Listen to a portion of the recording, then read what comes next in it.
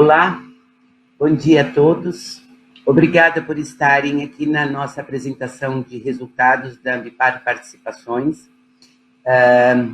Toda essa apresentação vai ser conduzida pelo Thiago Silva, nosso CFO, também com o apoio do Dennis Spencer, que é o nosso CEO da Response, o Yuri, que é nosso diretor de M&As, o Caio, responsável pelo RI da companhia, e eu que estou hoje como CEO da Environment.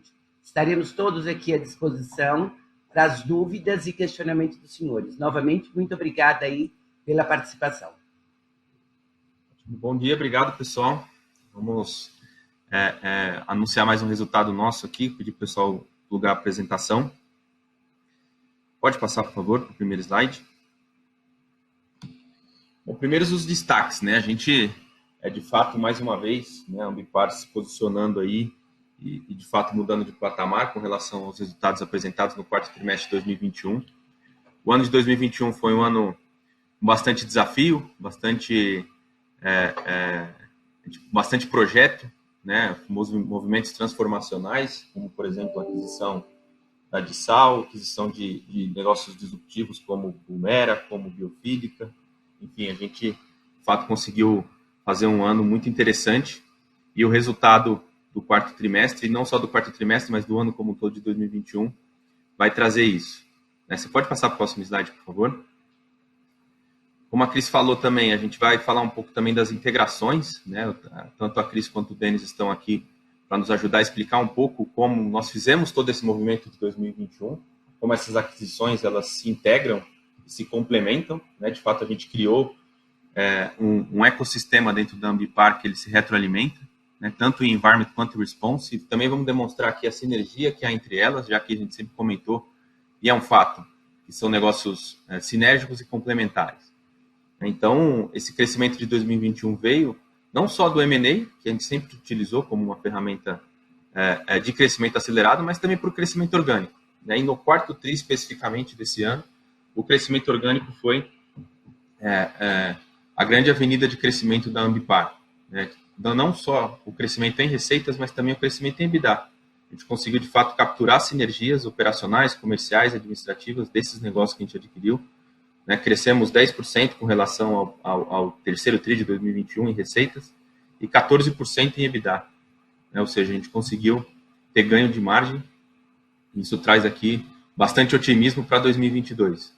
E nos próximos trimestres, além da gente não deixar de lado a ferramenta de M&A, que vai continuar sendo uma ferramenta de crescimento acelerado, nós também vamos seguir com esse foco na integração das companhias adquiridas, né, trazendo toda essa captura dessas sinergias, né, e, de fato, trazer bastante retorno para os nossos acionistas.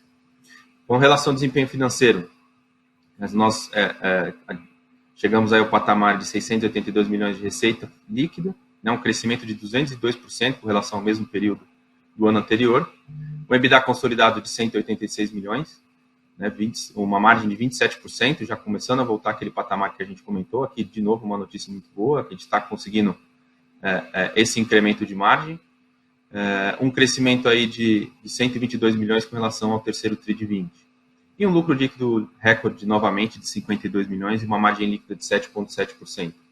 Então, temos conseguido, de fato, entregar um retorno muito interessante. Antes de passar para o detalhe do resultado, eu vou passar aqui para o Denis e para a Cris, para eles falarem um pouquinho, como eu comentei, dessa agenda de integração, como os negócios se conversam, como as sinergias estão sendo capturadas de negócio a negócio, para a gente conseguir entender e interpretar o porquê desse ganho de margem e como a gente está conseguindo crescer com o retorno. Vamos lá, Denis, pode passar para o próximo slide. Antes do Denis começar, é importante a gente relembrar um pouco da história da Ambipar, desde que nós lançamos o nosso IPO. Nós sempre apresentamos para vocês como a Environment e a Response como sinérgicas e complementares. E um apetite muito grande de nós entregarmos para todos os nossos clientes soluções completas. Então, nós tínhamos um pedaço do negócio, mas a gente não conseguiria fazer inteiro sem ter algumas aquisições. É sempre muito importante relembrar para vocês que cada uma desta aquisição, seja dentro da Response ou seja dentro da Environment, ela complementa um serviço para a gente, de forma que a gente sempre leve soluções completas.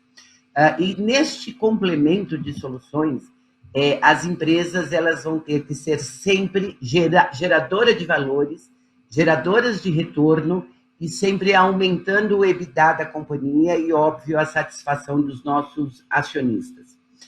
Quando uma empresa que nós adquirimos vai complementando a outra, é importante também relembrar para os senhores que a gente não captura valor de uma para colocar em outra. Sempre a gente tenta montar negócios sustentáveis, independente de ser intercompany. Então, é bem importante mostrar para vocês este assunto da complementariedade de todas essas plataformas de serviços. Pode ir. Bom, então, para a gente conseguir dar um pouco mais de tangibilidade, né, no que a Cris está colocando para a gente, então nós separamos aqui as duas operações. Eu vou focar na operação da Ambipar Response, depois a Cris ela vai complementar com a Ambipar Environment, né, e mostrar para vocês, dentro do nosso fluxo, né, de processo, dentro da nossa atividade principal, como que essas sinergias operacionais elas acontecem no nosso dia a dia. Aí vocês vão conseguir enxergar a potência, né, que essas aquisições elas geram, né, nas nossas operações, na resposta aos serviços da Ambipar. Então, se a gente analisar aqui a operação da Ambipar Response, quando eu tenho um início de uma emergência, né, eu tenho todas aquelas atividades, as ações de resposta à emergência, que é a atividade core aqui da Ambipar Response, onde tem todo o nosso know-how, nossa expertise, né, da resposta à emergência, das contenções, transferências de produtos, né, e aqui, dentro desse processo, a gente já conseguiu, né, já consegue enxergar o benefício que nós plugamos aqui a operação da Âmbito, né, onde ela consegue nos trazer maior segurança no processo, onde nós conseguimos controlar toda a documentação aqui dos nossos operadores e colaboradores, né, trazendo maior otimização na nossa atividade. Dentro do processo ainda de atendimento à emergência, muitas vezes nós temos a necessidade de estudos técnicos para a emergência. O que são os estudos técnicos? No meio de um atendimento, né, eu tenho a necessidade de fazer alguns mapeamentos de detalhe, eu tenho a necessidade de fazer amostragens de solo, amostragens de água, né, para comprovar para o órgão de fiscalização, para o cliente, que o ambiente não possui mais contaminação. Eu tenho necessidades de presença de biólogos, veterinários, técnicos específicos, né, planos de recuperação de áreas degradadas, sondagens, né, também para amostragem de solo. E aqui entra toda a estrutura, né, da Controlpar. Ela entra em conjunto com as atividades da Ambipar Response. A Controlpar é uma empresa que possui um corpo técnico multidisciplinar, né, extremamente especializado, e nós temos colocado em prática, né, essa sinergia operacional com os colaboradores da Controlpar. Antigamente, nós utilizávamos terceiros nessas operações, e agora, com a Controlpar, nós conseguimos deixar isso dentro da estrutura da Ambipar. Dando continuidade ao processo, ainda dentro lá do atendimento à emergência, nós também temos atividades de movimentação e transporte de produtos e resíduos que são classificados como perigosos ou não perigosos, né? Então, existe uma necessidade dentro dessa operação da utilização de equipamentos pesados, né? Então, nós temos aí, por exemplo, né, retroescavadeira, escavadeira hidráulica, caminhões, né, veículos para transporte e movimentação desses resíduos, dentre outros, né? Aqui são só alguns exemplos. Então, dentro dessa etapa do processo, aqui a gente pode ver a sinergia com diversas dessas empresas que foram incorporadas. Você tem a FC, né, que foi incorporada e tem uma operação robusta no Nordeste, né, em norte do país. Então, a FC ela consegue prover a Ambipar Response, além da nossa estrutura já que está alocada no Brasil inteiro, quando eu tenho a necessidade de recursos adicionais, a FC no Norte e no Nordeste consegue dar suporte e apoio às operações da Ambipar Response. Eu tenho a Brasil Coleta, né, que está com operações no Norte e no Sudeste, que também provê a Ambipar Response com esses equipamentos. A Centro-Oeste, que está mais localizada na região Centro-Oeste, né, Rondonópolis, Cuiabá, Sinop, né, dando todo o suporte no Mato Grosso do Sul, Mato Grosso, toda a região norte do país. Tenho a Ambipar, que tradicionalmente nós já operávamos com sinergia, a Environment, tradicionalmente já operávamos em sinergia com eles. A Ecológica Nordeste, também na região Nordeste, dando suporte para a Response, né? E a Fox, que agora foi recém-incorporada. Passando já para a destinação, né, de resíduos, onde nós procuramos sempre trabalhar, né, no viés da valorização dos resíduos, aqui novamente entra toda essa sinergia operacional aqui com a Ambipar Response. Então, a FC Nordeste também dando suporte no tratamento de efluentes, né, na região Nordeste, para nossas operações de emergência. A Ecológica Nordeste, em toda a região Norte e Nordeste também, com a parte de coprocessamento, né, e valorização desses resíduos. E, novamente, a Centro-Oeste, né, com essa mesma técnica, né, de valorização na região Centro-Oeste e também pegando a parte do norte do país, dando esse suporte para as operações de emergência. A Ambipar Environment também, tradicionalmente, sempre trabalhou de forma sinérgica com as nossas operações, dando muito suporte também na região sul e sudeste. Tá? Então, essa matriz, né, de sinergias, de integrações operacionais que nós executamos hoje no país, é uma matriz que ela está sendo replicada também para operações em toda a América Latina, né, e que tem um desenho já muito bem estabelecido para as operações da América do Norte e para a Europa. Todo esse modelo, né, existe aí essa sinergia com a Ambify, né, onde nós já estamos executando toda a compensação de carbono para essa operação como um todo. Então, isso dentro da operação do Ambipar Response, vocês conseguem enxergar, né, como que nós executamos no nosso dia a dia de forma imediata, a partir do momento que é divulgada essa incorporação, já tem todo esse estudo de ativos, né, de capilaridade dessa operação, dentro das operações aqui da Ambipar Response. A Cris agora vai falar um pouquinho da Ambipar Environment. Pode mudar o slide, por favor? Indo nesse mesmo conceito que o Denis falou, hoje as grandes companhias, a responsabilidade ambiental, ela deixou de ser de uma área específica, que era a área do meio ambiente ou a área de sustentabilidade, e hoje ela tem como meta, os CEOs das grandes companhias, eles têm metas ambientais para ser cumpridas também. E quando eles precisam cumprir essas metas, eles querem empresas que venham com soluções completas. Então, novamente, eu vou afirmar que essas aquisições, elas vêm exatamente ao encontro dessas soluções. A primeira coisa, quando eu entro num cliente, ou eu vou conquistar um cliente, ou eu vou renovar um contrato com um cliente, é mostrar exatamente todas as fragilidades ambientais e de sustentabilidade e da agenda ESG, que hoje está bem importante aí mundialmente. Então, eu mostro para ele exatamente quais são essas vulnerabilidades que ele tem. Eu mostro para ele que cada resíduo que a indústria dele gera, seja qual for o setor, as possibilidades de transformação em novo produto ou de valorização, enfim, porque fora todo o assunto de economia circular, da agenda ESG, também se tem uma meta hoje clara de aterro zero. Então, a primeira parte que vocês já percebem que eu tenho muitas empresas é eu conseguir quase que fazer uma consultoria para essas empresas, dizendo o seguinte: o que você precisa como uma solução para a sua área ambiental são esses temas.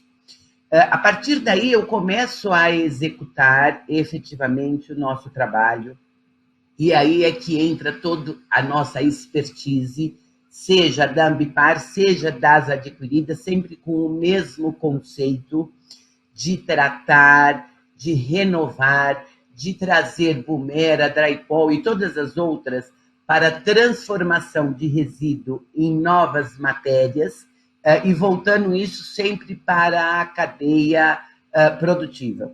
Quando a gente pensa em destinação, todo mundo só acha que destinação tem que ser para um aterro. E eu não estou aqui para dizer que o aterro não é uma destinação natural que o mundo usa, mas Conceitualmente, para a Ambipar, todo resíduo tem valor, todo resíduo consegue ser reaproveitado. Então, eu uso na cadeia de coprocessamento para substituição do carvão coque, eu faço isso como combustível para as cimenteiras.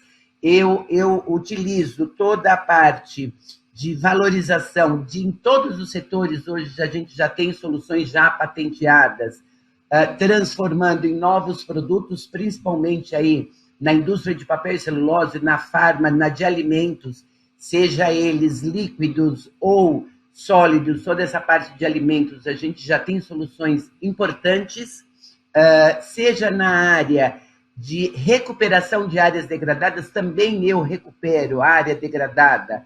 Com a própria transformação que eu faço de produtos, eu consigo fazer recuperação e demais destinações que a gente tem sempre muito apropriadas. Esse assunto é muito importante para a gente tem um know-how importante, eu acho que aqui no Brasil nós somos a primeira empresa a conseguir entregar todas essas soluções, e quando nós enxergamos essa oportunidade do Chile e da Dissal, uma empresa também muito respeitada e muito conhecida em Latam, que já atua também há muito tempo, mas que não tinha acesso também a essa expertise com relação ao processo completo da ambiental. Então, nós, na aquisição, nós já estamos bem adiantados com eles, com esses temas, um tema de valorização, e já iniciamos agora, nessa última quinzena de março, a construção de um projeto muito importante. Vai ser a maior empresa de reciclagem que vai ter em Santiago, é o projeto Guiri, onde nós vamos levar toda a tecnologia de Drypol, de Bumera, de Ambipar e o nosso P&D para a gente atender as empresas lá de Latam que não têm ainda acesso a todo o assunto de valorização. Então, a sinergia, ela acontece, e acontece de uma forma muito presente, muito recorrente, e todas as empresas, por isso que na primeira plataforma ali que eu coloco, já no início, nessa conversação, a gente já tem tantas empresas olhando. A Âmbito e a VG, elas estão presentes em todas as etapas, por isso que ela não está específica em nenhum dos quadrados, que eu preciso entender legislação ambiental em todas as etapas dos nossos processos.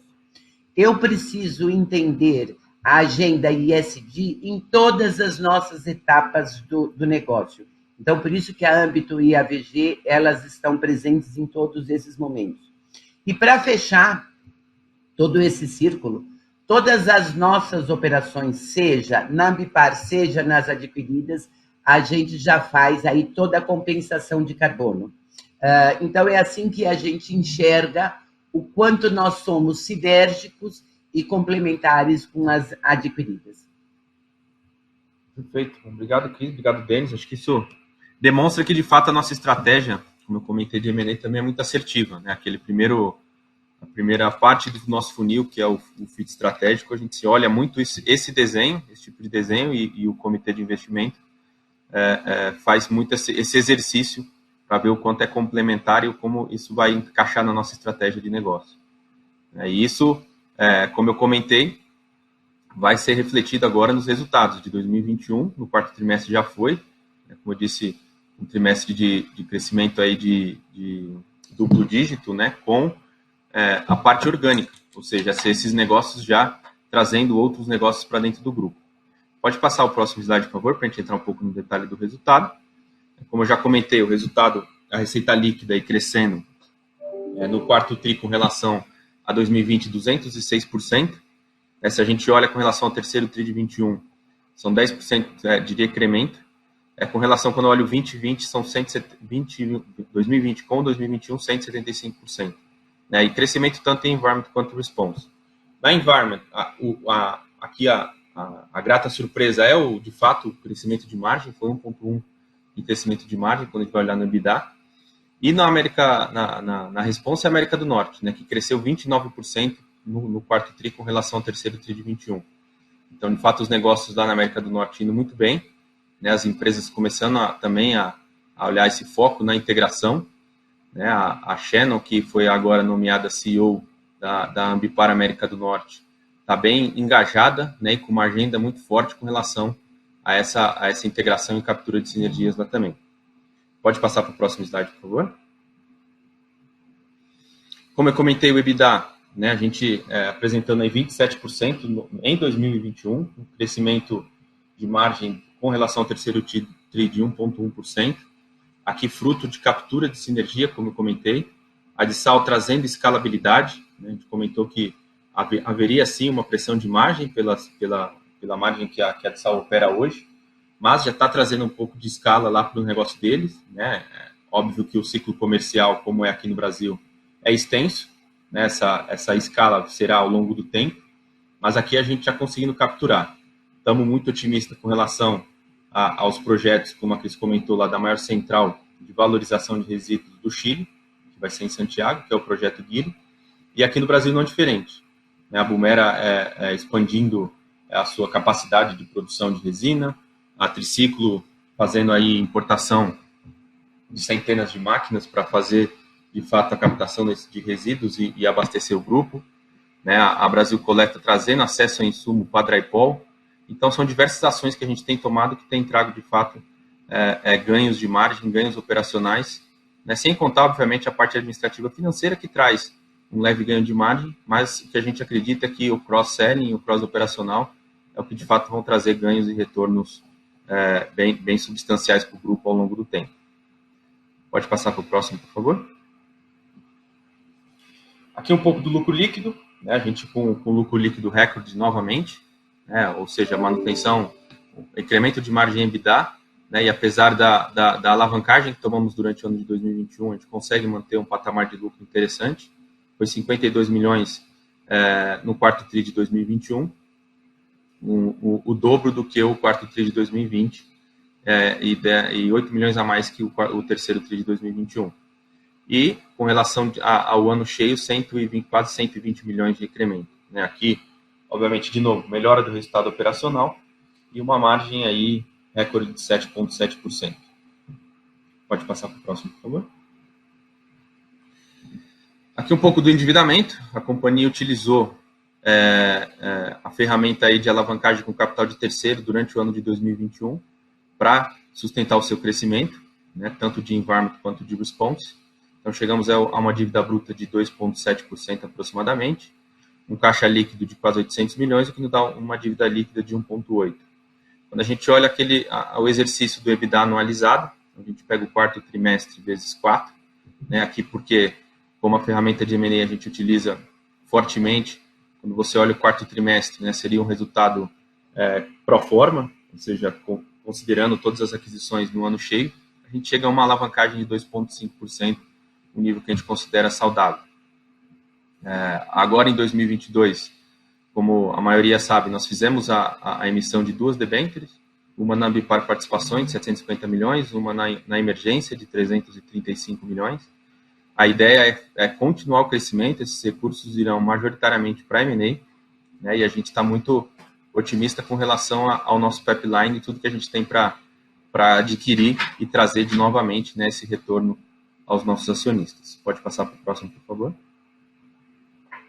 Aqui o cálculo do ROIC, né, então, novamente, né, a gente trazendo aqui toda a metodologia de como a gente faz esse cálculo e chegando aí no quarto trimestre de 2021 a um ROIC de 21%, de fato muito acima do praticado pelo mercado, né? A gente tem trago, eu comentei, empresas que trazem um retorno de imediato, né? Eu gosto muito de frisar, a gente não compra empresas ruins para torná-las boas, a gente compra empresas boas para melhorá-las mais ainda. E isso se reflete nos números, né? Então, a empresa já entra, como o Denis comentou, já entra plugada na nossa plataforma e trazendo retorno de imediato. E isso está refletido nos números que a gente apresenta aqui no cálculo do ROIC. Pode passar para o próximo, por favor. E aqui, como eu comentei, a gente tem trago esse slide pro forma que a gente entende que reflete bem o que a companhia é após as aquisições e fazendo esse exercício de anualização do resultado. Uma receita líquida de 2,7 bilhões, né, para 2021, um EBITDA de 744 e um lucro líquido de 209. Se a gente olha o CAGR de 2019 para 2021, impressionante 137%, né, e exatamente a mesma coisa no EBITDA, ou seja, com a manutenção de margem, né, então as integrações e tudo que a gente tem de captura, a gente tem conseguido fazer muito bem, executar muito bem. E é isso, vamos passar para perguntas e respostas, já temos algumas perguntas aqui no nosso chat, inclusive bastante. Bom, a primeira do Guilherme Lima, do Santander, ele pergunta como funciona, né, a passagem de custos, né, de commodities, de energia, combustível nos contratos. Os contratos ficam expostos a uma compressão de margem devido à alta desses custos, né, que a gente tem visto de forma geral. E a gente poderia falar um pouco sobre o CAPEX, né, do quarto TRI de 2021, e se houve algum tipo de antecipação. Bom, com relação ao repasse, né, e como funciona a nossa matriz de custo com relação a commodities, que é o que tem feito, de fato, um aumento significativo nos últimos meses, e principalmente nesse último mês. Né, com relação a custo de energia, a companhia praticamente não tem exposição a esse tipo de custo, uma vez que majoritariamente, nós estamos dentro dos nossos clientes, né, e esse custo de energia é dentro da estrutura do cliente. Com relação a combustível, dentro da nossa matriz de custo, ele significa aproximadamente 5% do nosso custo. Né? A gente tem iniciado negociações com os nossos clientes para repasse desses custos. Os nossos contratos prevêem aquela cláusula de reequilíbrio financeiro, né, em caso fortuito ou força maior e etc. Então, a gente tem uma proteção jurídica com relação a isso. Mas, obviamente, que tudo cabe uma negociação e essa negociação já foi iniciada com todos os nossos clientes. A gente, obviamente, já acendeu o sinal amarelo, mas, de novo, o nosso serviço é tido como essencial e sensível dentro do cliente. Então, a gente tem sempre uma negociação que é dura, mas sempre a gente consegue muito sucesso nesse tipo de repasse e a gente não está esperando para ver, né? A gente já está fazendo esse tipo de negociação. Com relação a CAPEX, tivemos sim, a gente continua com aquela problema, vamos dizer, de mercado de oferta e demanda de equipamentos, então a gente tem feito antecipação, isso nos garante um reforço aqui, uma mobilidade. A Ambipar, eu sempre comentei, ela é muito reconhecida pela sua capacidade de mobilização imediata, e a gente tem feito isso e o nosso relacionamento com as montadoras tem sido bem importante para isso. E as aquisições que nós fizemos trouxeram relacionamento com outras montadoras que a gente não tinha tanto relacionamento. Né? Então a gente está conseguindo, de fato, fazer essa antecipação, estamos fazendo, está sendo estratégico, está funcionando, vamos continuar fazendo. No terceiro TRI agora foi aproximadamente, novamente, 30 milhões aí de repasse de antecipação de CAPEX, né, com relação ao nosso parque lá de Nova Odessa, onde a gente tem feito um buffer lá de equipamentos para nos garantir nessas mobilizações. Pergunta do Wagner do Quantitas. Uma parte aqui eu já respondi, que é com relação ao CAPEX, né, o CAPEX forte de aproximadamente 200 milhões no quarto TRI, na verdade foi 170 milhões mais ou menos. Se a gente mantém a expectativa para 2022, a gente acredita que 2022 vai continuar sendo tão difícil quanto, né, o mercado será um mercado difícil, tanto por cenário macroeconômico externo e interno, cenário político, etc. O Wagner aqui também comenta que as margens operacionais, mesmo em meio a tantas aquisições, foram altas, a um ponto positivo, e que os ganhos de sinergia foram mais concentrados na Dissal. Né? Aí ele pergunta se há mais a capturar durante o ano de 2022 e se as margens podem se manter nos níveis históricos ao longo do ano. Então, bom, Wagner, eu já respondi uma parte da sua pergunta com relação a CAPEX. E as margens operacionais, como a gente comentou, de fato, esses ganhos que a gente tem conseguido de sinergias com as companhias têm sido bem interessantes.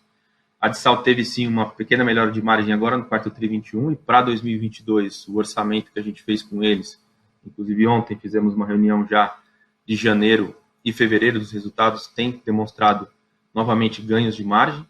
Lembrando que a Dissal não serviam, não tinham uma disponibilidade de serviço tão sofisticado quanto a Ambipar Environment tem. Quando a Cris colocou aqui aquele slide, exatamente para demonstrar isso, que a gente vai levar esse tipo de serviço para a América Latina, e isso tem um valor agregado maior, né, e a gente consegue, obviamente, mais aderência comercial e ganhando escala. Se a gente pode capturar ao longo de 2022 um pouco mais de margem, a gente acredita que sim, né? Como eu disse, os próximos trimestres, o nosso foco continuará sendo na integração dessas companhias, né? Estamos marcando um evento agora para o final de março, um novo Ambipar Connect, que a gente chama, com os heads dos negócios, para não deixar escapar nenhuma oportunidade. O grande desafio da Ambipar está nessa captura de oportunidade, porque são tantas, né, que a gente tem o desafio de não deixar escapar nenhuma. A gente tem conseguido e vamos manter esse foco. Eu só queria complementar aí a resposta do Thiago, principalmente quando vocês falarem em CAPEX. É importante vocês entenderem que todo esse CAPEX que está acontecendo, além do crescimento que a gente tem por aquisições, a gente está num crescimento muito importante orgânico. Nós fechamos no último TRI do ano passado e continuamos nessa mesma toada nesse primeiro TRI aqui de 2022, em contratos importantes, fechamentos importantes, em todas, na Ambipar em especial, e em todas as outras adquiridas. Estamos num processo bem importante de renovações também dos contratos. Então, como a gente já está enxergando que as nossas propostas elas estão vindo com bastante força para os clientes, a gente sempre está adiantando a compra desses CAPEX de forma que quando saem os resultados desses bids da Ambipar ser vencedora, a gente já ter condições de fazer a implantação, que também sempre foi um diferencial do grupo, a agilidade nas implantações.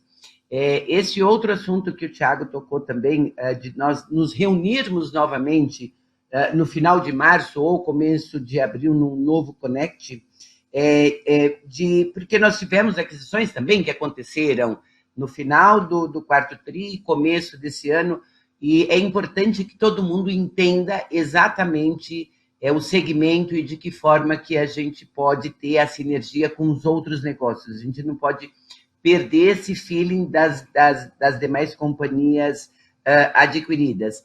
E para a Dissal, esse assunto ele está muito vibrante aqui com a gente, o pessoal ontem, como o Thiago falou, tivemos uma reunião com o pessoal, eles estão com muito apetite, então eles devem vir já na próxima semana, efetivamente, para levar esse conhecimento aqui de valorização para lá.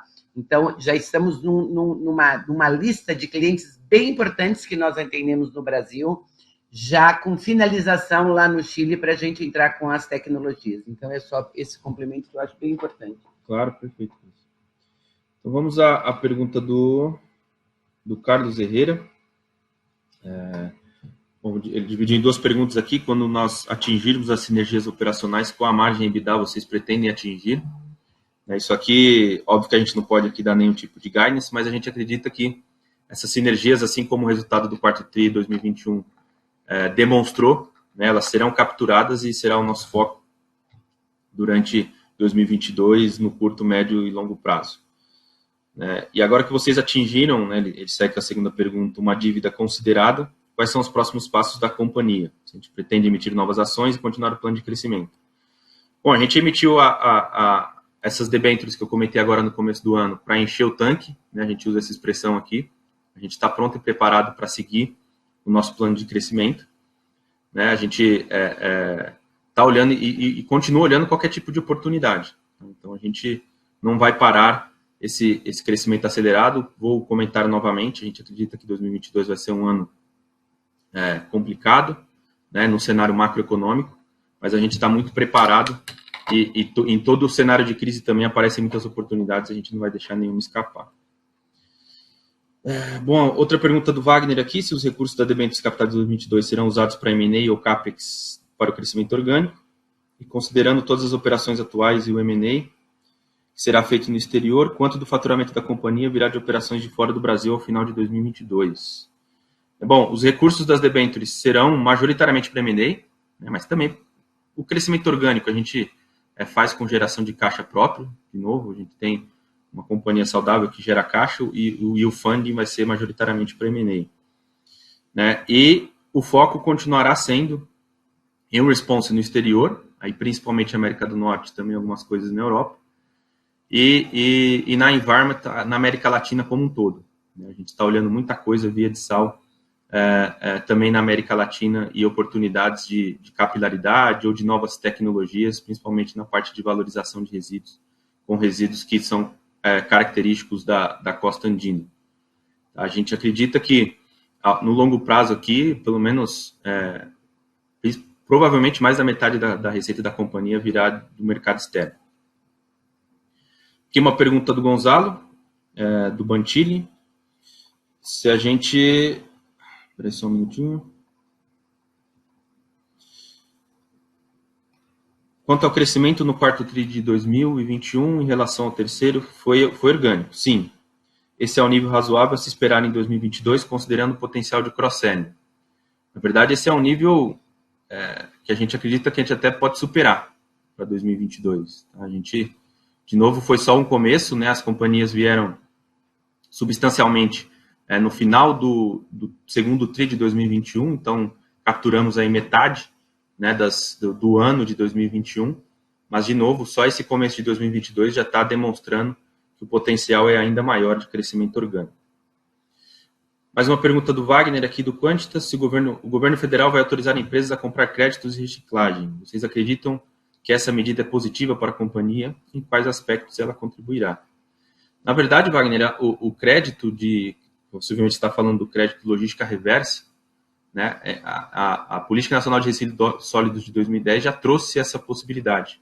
E, inclusive, a Bumera já pratica, né, esse tipo de comercialização. Óbvio que tem toda uma complexidade, a Bumera já trouxe esse know-how, né, de fazer toda a rastreabilidade de como esse crédito funciona, né, e uma parte da receita da Bumera, e isso a gente vai replicar para as empresas do grupo que tem esse tipo de serviço, já é comercializada via esses créditos de logística reversa, e isso, obviamente, com todo o acesso à matéria-prima que a gente tem, a gente vai conseguir aí, com certeza vai contribuir muito para os nossos resultados. A pergunta do Renan Alberto aqui. Qual o limite máximo de dívida líquida EBITDA que acreditam alcançar após as aquisições e emissões de 2022? Como vem o nível percentual das despesas de D&A normalizadas ou sustentáveis sobre a receita a partir de 2022? Com relação à dívida líquida EBITDA, né, os nossos covenants falam em até 3 vezes. Né, a gente vê o limite interno aqui entre na média 2,5 vezes, é o que a gente tem internamente. Como esses recursos, novamente, irão majoritariamente para M&A, a gente compra companhias geradoras de caixa, a gente acredita que para o final de 2022 a gente estará até com um nível menor, olhando, obviamente, o EBITDA pro forma, do que 2,5 vezes. E o nível de percentual de despesa de D&A, né, no terceiro TRI de 2021 teve, de fato, um incremento. Aí, de novo, a aquisição da primeira, fruto da primeira consolidação da Dissal, que tem uma estrutura de D&A diferente da nossa. A Dissal se preparou ao longo do tempo para esse crescimento substancial que ela tem, então tem um time muito robusto, né? E o que a gente vai levar novamente é a escala para a Dissal, para esse D&A ser cada vez mais pulverizado no nosso resultado. O que a gente acredita nos próximos 2, 3 anos, a Dissal está praticando um percentual de D&A muito similar ao que a gente tem no Brasil com relação à receita líquida. Mais uma aqui do Guilherme do Santander. Fez 3 perguntas, eu vou dividir nas 3 aqui. Qual o nível de covenant de dívida líquida EBITDA mais restritivo? Seria calculado de maneira pro forma? Sim, né, como eu comentei, todos os nossos contratos de dívida, eles preveem o cálculo em cima do pro forma, isso é algo que a gente, obviamente, negociou sabendo de qual seria o proceed do funding que a gente tomou. Por que a linha de minoritário subiu tanto? Foi algo específico no TRI?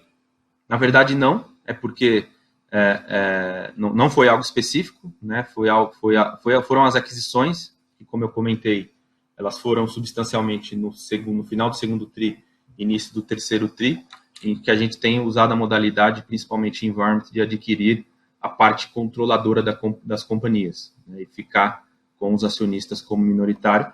Isso é um efeito de consolidação, então é o lucro líquido que advém dessas companhias que a gente comprou parcialmente. E se a gente poderia comentar sobre a evolução da margem da Environment e a perspectiva para 2022. A gente já comentou um pouco, né, sobre isso, sobre a evolução da margem, isso fruto das sinergias, fruto da escala que os negócios têm conseguido trazer dentro desse ecossistema que a gente criou. Então, a gente olha a margem e a perspectiva de Environment com uma perspectiva de melhora agora para esse ano. Pergunta do Paulo. A PIP, quais são os desafios e as projeções de crescimento para 2022? Como eu comentei, né, a gente acaba tendo um pouco de restrição para falar de crescimento, mas a gente está muito otimista com relação a esse ano, apesar do cenário desafiador. A gente tem muita coisa para acontecer, né? A gente está, de novo, com o tanque cheio, a gente está com um time muito bom, né? Um time que está de fato engajado e um time que está comprado com a nossa ideia aqui. A gente tem muito otimismo agora para esse próximo ano. E só complementando também, é importante, eu falei bastante do cross das empresas, mas a gente está com um cross bem importante comercial também. Para cada aquisição, a gente vem com um time comercial. Esse time comercial, ele praticamente está ficando junto, e para cada setor ou cliente que ainda nós não estamos inseridos, eles estão conseguindo fazer visitas conjuntas.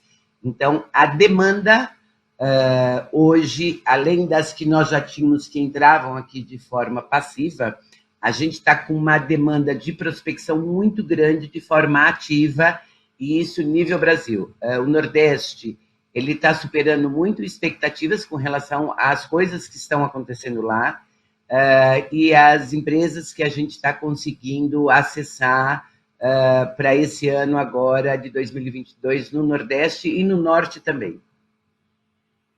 Ótimo. Bom, aqui uma pergunta do Matheus, da Mognon, que houve uma ligeira queda no TRI contra TRI na Response Brasil, o que houve com a tendência para 2022. Na verdade, eu havia comentado que no terceiro TRI, de fato, a Ambipar Response Brasil, ela teve um atendimento que fugiu um pouco da média do nível de atendimento do nosso dia a dia, né? Foi um tombamento que atingiu um corpo hídrico e, de fato, teve um faturamento acima da média no terceiro TRI 21 e no quarto TRI agora seria uma receita normalizada sem esse atendimento que aconteceu no terceiro TRI. Mas a gente olha, e é importante olhar sempre a linha do subscription, né? Como a gente tem conseguido crescer essa receita recorrente, né? Fruto, de novo, da estratégia assertiva da criação das regionais comerciais e do aumento de capilaridade que nós fizemos, boa parte dele com o funding do IPO da Ambipar Participações, né? Onde a gente aumentou a base aí em mais de 37 bases, né? A capilaridade nos trouxe oportunidades, tanto de mais atendimento a emergências, os números de emergências têm aumentado, quanto também ao número de contratos que a gente tem conseguido, de fato, comercializar, e tem sido bem interessante esse aumento substancial. Aqui a pergunta do João Arthur. Ele dividiu aqui em 3 perguntas, parabenizou sobre os resultados. Obrigado, João. Primeiramente, se nós poderíamos detalhar como a visão atual da gestão frente ao potencial e total oportunidade do mercado de crédito de carbono, né?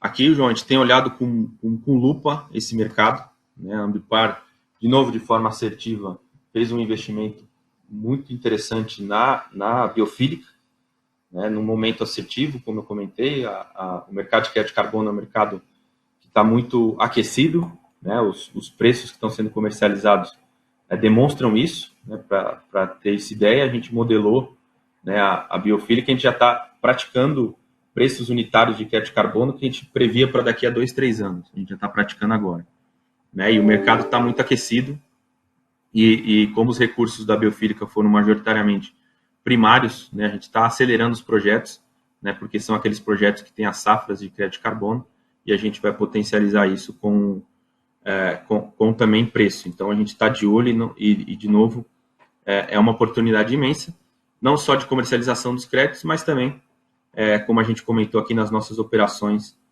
toda a neutralização e o cross-selling que isso pode trazer aqui para a gente.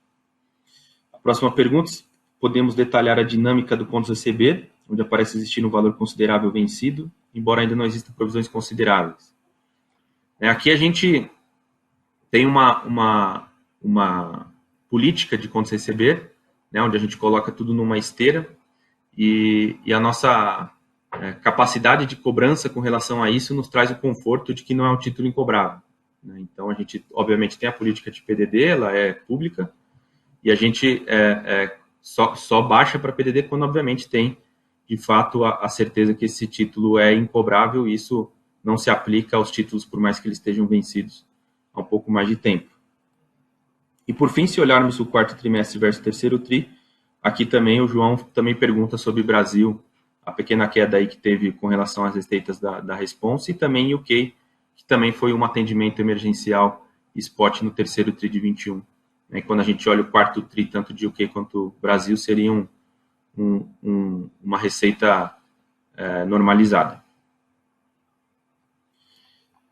Aqui o Daniel pergunta sobre o programa de M&A da Ambipar, quais são as principais regiões e países alvos da empresa. Essa aqui eu vou passar para o Yuri, até por isso que a gente o chamou aqui, para falar um pouquinho de como está o pipeline de forma geral nas aquisições que a gente tem como alvo aqui na Ambipar. Excelente. Bom, Daniel, a gente, dentro da Environment, continua com foco na América Latina. A Digital entrou para ser uma plataforma através da qual a gente vai continuar expandindo. Existem alguns países estratégicos que a gente está olhando. Quando eu digo estratégicos, eles têm algumas características importantes que viabilizam o desenvolvimento do nosso negócio, do ponto de vista de demanda, de estrutura de regulamentação e riqueza, né, e um ambiente político também propício. Então, existem alguns países priorizados, onde a gente já tem ativos que estão sendo analisados, transações em andamento, né, em diversos estágios. Quando a gente olha para o Response, a gente continua priorizando a América do Norte. A gente tem tido um sucesso muito forte, tanto no Canadá como nos Estados Unidos. São mercados que têm remunerado a gente com boas margens, com boas tendências de crescimento, por estarem bem posicionados em determinadas indústrias que não sofreram tanto durante a pandemia e que agora estão numa tendência de desenvolvimento bom. E a gente também olha para o Reino Unido, que é um mercado onde a gente está buscando um aumento de escala, que é importante para a natureza do nosso negócio. A gente teve uma aquisição bem sucedida na Irlanda, então é uma geografia que a gente busca expandir também. E o continente europeu também é uma geografia que a gente olha, oferece algumas características do ponto de vista de estrutura de mercado um pouco diferente dos outros, principalmente do ponto de vista de concorrência com o setor público para determinados tipos de serviço, mas é uma geografia que oferece oportunidades do ponto de vista de ativos muito especializados em determinados serviços que são vendidos para outras geografias, inclusive. Então, a Europa é uma porta de entrada estratégica também do norte da África, Oriente Médio, em certa medida a África. Ótimo. Obrigado, Yuri. Com a nova legislação que permitiu o fechamento dos lixões do Brasil, essa pergunta do Marcos, desculpa, não acabei citando, Marcos Oliveira, a empresa tem perspectiva de participar de concessões de destinação de lixo das cidades? Ou vai auxiliar as empresas vencedoras? Não, Marcos, não há nenhuma perspectiva. Foi uma estratégia que a companhia já tem muito difundida, que é não participar de concorrências públicas.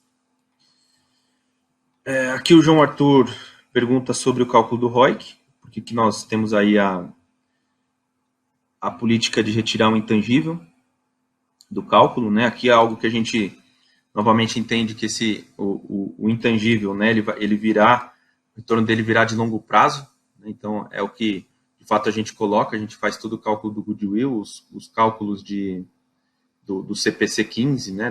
do FRS 15 de combinação de negócio, onde o ágio é de fato o intangível que a gente adquiriu. A gente acredita que esse cálculo, à medida que você coloca ele, por o M&A ser uma avenida de crescimento muito forte, você está distorcendo o cálculo do ROIC naquele período. Então a gente retira o intangível, e à medida que isso, obviamente, vai sendo capturado a longo prazo, o ROIC vai se normalizando.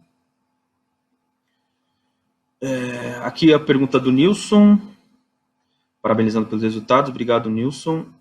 Sobre a dívida, acreditam que com o tempo, apresentando bons resultados pelo aumento do tamanho, a companhia pode reduzir o custo de dívida nas rolagens, talvez um green bond. Bom, isso é algo que está sim no nosso radar, né? A gente está olhando isso, principalmente por conta do aumento do patamar de taxa de juros do Brasil. Então, é algo que está sim no nosso radar aqui, qualquer tipo de estratégia para melhora de custo de dívida. Aqui o Fabiano da Nord pergunta, gostaria de saber um pouco mais sobre relação ao crédito carbono, qual o potencial que nós enxergamos para o produto no futuro e qual a dinâmica desse produto com os clientes de environment, ou isso é um mercado que vocês vão explorar fora? Bom, como a gente já comentou, né, o mercado de carbono, a gente está olhando um potencial muito grande, né, principalmente pós-COP, que de fato trouxe aí uma visibilidade muito boa e uma pressão oferta-demanda e tem feito o potencial aumento de preços. Né, o produto para os clientes environment a gente oferece como um combo, como a Cris comentou, né, a gente tem um combo de serviços, que aí tanto de environment quanto de response, e dentre eles a gente também oferece um produto de crédito de carbono, e majoritariamente os nossos clientes de environment estão no Brasil, então não só no mercado fora. Hoje a Biofílica comercializa crédito de carbono para o mercado também fora do país, né, e fizemos até a parceria aí com a British Petroleum no Peru, mas aqui os clientes de environment estão majoritariamente no Brasil e na América Latina. E só complementando ainda, tinha alguns setores que não estavam sofrendo uma pressão tão grande para a neutralização das suas emissões, principalmente o setor de siderúrgico e de mineração, e que hoje eles têm também que apresentar um plano, e a maioria das empresas falaram de até 2030, e estamos aí nas barbas de 2030, né? Então, a gente está tendo uma procura muito maior, exatamente depois aí da COP, e também de alguns setores que não estavam tão engajados no assunto de neutralização. Então, a gente também está entrando fortemente nesses setores para atuar aí nesse assunto dos carbonos. Está aqui, em especial no Brasil, nesses setores que não estavam engajados, né? Ótimo. Aqui o Danilo Danel pergunta se a gente considerar o crescimento do lucro referente aos controladores, né, chega no crescimento próximo de 31%, bem inferior ao crescimento da receita EBITDA. Qual seria o motivo? E novo efeito de consolidação, né, como as empresas que a gente adquiriu que tem sócios, né, a gente faz aqui a consolidação de 100%, né, com o destaque do minority ali, a gente acaba tendo esse efeito, uma vez em que a gente adquire cada vez mais companhias com esse modelo de parceria, obviamente o minoritário vai ficando substancial. O Wagner pergunta sobre a realização de algum negócio no Brasil semelhante ao fechado com a British Petroleum no Peru, aqui falando, obviamente, da Biofílica. Olha, a companhia olha todo tipo de oportunidade. Se eu te falar hoje, não há nada na visibilidade, até porque nós fechamos essa parceria para a British Petroleum nos dar ali um potencial, uma estrutura para a gente estudar o mercado peruano. O mercado brasileiro a gente já conhece muito bem. Então, hoje não tem nenhum tipo de parceria desse tipo no radar aqui no mercado brasileiro. Tinha mais uma pergunta que acho que pode ser a última aqui, uma vez por conta do horário, que perguntava sobre o IPO da Environment, né? O Fabiano aqui, que o mercado está pouco amigável no segundo semestre do ano passado e tudo mostra que este ano também estará em 2022 se o spin-off da Environment segue no pipeline no médio prazo, enquanto isso pode impactar as estratégias de M&A. A gente vê o mercado, sim, o mercado foi bastante ruim no segundo semestre e a gente também acredita que 2022 será um mercado de equity. Relação a spin-off, não era um spin-off, né, era um IPO de subsidiária. A gente não está vendo visibilidade de um IPO da Ambipar Environment nesse médio prazo, né? E quanto à pergunta se isso pode impactar a estratégia de M&A, não. A gente segue o plano, a gente, de novo, está com funding para continuar crescendo e vamos continuar, né? Então, isso não impacta em nada, né? Era uma estratégia de um fund e a gente, por entender que o mercado não estava pagando o preço ideal para a gente decidiu declinar naquele momento. Mas a gente segue novamente avaliando todo e qualquer tipo de oportunidade de funding para seguir o nosso crescimento. Bom, é isso, pessoal. Acho que a gente cobriu todas as perguntas aqui. Vou passar para a Cris, já que ela fez a abertura, fazer as considerações finais. Novamente, é sempre muito bom estar com vocês. É muito bom mostrar como nós estamos progredindo aí, como nós estamos conseguindo fazer as sinergias e as integrações de todas as adquiridas. Estamos muito felizes com os resultados que a gente vem obtendo e com muito apetite para 2022 ser melhor ainda do que 2021. Então, permanecemos à disposição de todos. Eu sempre convido todo mundo a conhecer as nossas instalações em Nova Odessa. Eu acho isso muito importante, porque a gente dá muita granularidade no que a gente fala com o que vocês veem. Então, os convites continuam abertos e agradecemos muito aí a participação de todos. Um forte abraço aí para todos. Obrigado, pessoal. Até mais. Estamos à disposição.